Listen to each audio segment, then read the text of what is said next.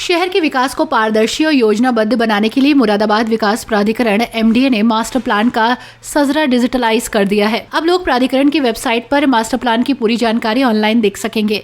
इससे ये स्पष्ट हो गया है कि कौन सा क्षेत्र ग्रीनलैंड, रिहायशी, वाणिज्यिक और औद्योगिक श्रेणी में आता है। प्राधिकरण उपाध्यक्ष शैलेश कुमार ने बताया कि ग्रीनलैंड क्षेत्र में अब प्लॉट की रजिस्ट्री नहीं हो सकेगी।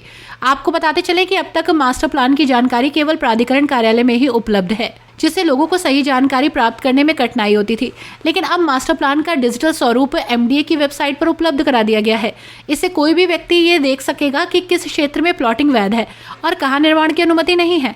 शहर और आसपास के क्षेत्रों में अवैध प्लॉटिंग पर रोक लगाने के लिए प्राधिकरण ने सभी रजिस्ट्री कार्यालय को मास्टर प्लान का डिजिटलाइज डेटा भेज दिया है। अब यदि कोई व्यक्ति ग्रीनलैंड क्षेत्र में प्लॉट खरीदने या बेचने की कोशिश करेगा तो उसकी रजिस्ट्री नहीं हो सकेगी। इस कदम से अवैध कॉलोनाइजर और किसानों की जमीनों पर प्लॉटिंग कर बेचने से रोका जा सकेगा। एमडी उपाध्यक्ष शैलेश कुमार ने बताया कि अवैध प्लॉटिंग और अवैध कॉलोनियों पर शिकंजा कसने के लिए ये कदम उठाया गया है। अब रजिस्ट्री कराने से पहले रजिस्ट्रार कार्यालय में ये जांच की जाएगी कि प्लॉट वैध है या नहीं। यदि कोई अवैध कॉलोनी बसाने की कोशिश करता है तो प्राधिकरण तुरंत कार्रवाई करेगा। मुरादाबाद विकास प्राधिकरण ने मास्टर प्लान के डिजिटलाइज डेटा को सभी रजिस्ट्रार कार्यालयों में भेज दिया है। अब बिना एमडीए की स्वीकृति के किसी भी अवैध क्षेत्र की रजिस्ट्री संभव नहीं होगी। इस व्यवस्था से अवैध कॉलोनियों पर नकेल कसी जा सकेगी और लोग ठगी का शिकार होने से बच सकेंगे। एमडीए ने जनता से अपील की है कि प्लॉट खरीदने से पहले मास्टर प्लान की जानकारी अवश्य लें। यदि कोई अवैध कॉलोनी में प्लॉट खरीदता है तो उसे बाद में भारी नुकसान उठाना पड़ सकता है।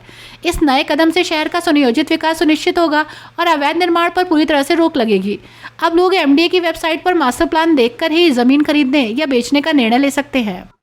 देखिए, जैसा कि आप लोग जानते हैं, मुरादाबाद शहर का जो मास्टर प्लान है वो पिछले जुलाई में लागू हुआ है।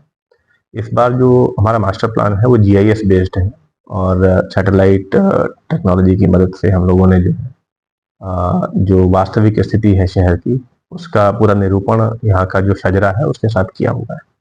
तो पूर्व में आपने देखा होगा कि किसी भी व्यक्ति को यदि कोई निर्माण करना होता था तो पहले आकर के प्राधिकरण में अपना वो लैंड यूज चेक कराता था, लैंड यूज का सर्टिफिकेट यहाँ से प्राप्त करके तब वो कुछ प्लानिंग कर पाता था।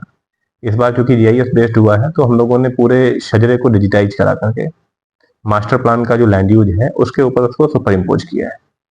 तो उसको सुपर इम्पोज करने का फायदा ये है कि हर एक व्यक्ति, उसको हम लोगों ने वेबसाइट पर भी डाल दिया है और हमारे यहाँ जो है वैसे भी अवेलेबल है। तो कोई भी व्यक्ति हमारी वेबसाइट पर जाकर के अपने शजरे नंबर के माध्यम से उसको सर्च कर सकता है और ये जान सकता है कि उसके अपने शजरे में या उसका जो घाटा संख्या है वो वास्तव में किस प्रकार के लैंड यूज में पड़ता है। तो जब उसको घर बैठे लैंड यूज पता चल जाएगा तो वो अपने हिसाब से उसी हिसाब से जो है उसमें आवासीय या विभिन्न प्रकार की सामुदायिक सुविधाएं, कॉमर्शियल, ग्रीन, इन सब तरह की जो चीजें हैं वो उनको पता चल जाएंगे और उसके हिसाब से वो प्लानिंग कर सकते हैं। दूसरा फायदा इसका जो है वो ये है कि हम लोगों ने जो ग्रीन वगैरह के नंबर है, जो ओपन स्पेसेस के नंबर है जिन पर जनरली इंक्रोचमेंट देखने को मिलता था पूर्व में, तो उसको खत्म करने के लिए इसमें एक माननीय हाईकोर्ट का निर्णय भी हुआ था। तो उसके अनुपालन में भी और पूर्व से भी हम लोग इसी कार्य को कर रहे थे। तो हम लोगों ने रजिस्ट्री विभाग को भी उन सभी नंबरों की सूची भेज दी है।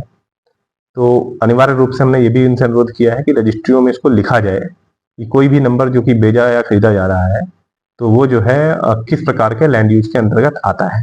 तो ऐसे इसमें फायदा ये होगा कि कई बार जो है किसी अनजान व्यक्ति को लोग ग्रीन बेल्ट का कोई नंबर बेच दिया करते थे, फिर जब वहां पर निर्माण करने जाते थे उनको पता लगता था कि ग्रीन बेल्ट है।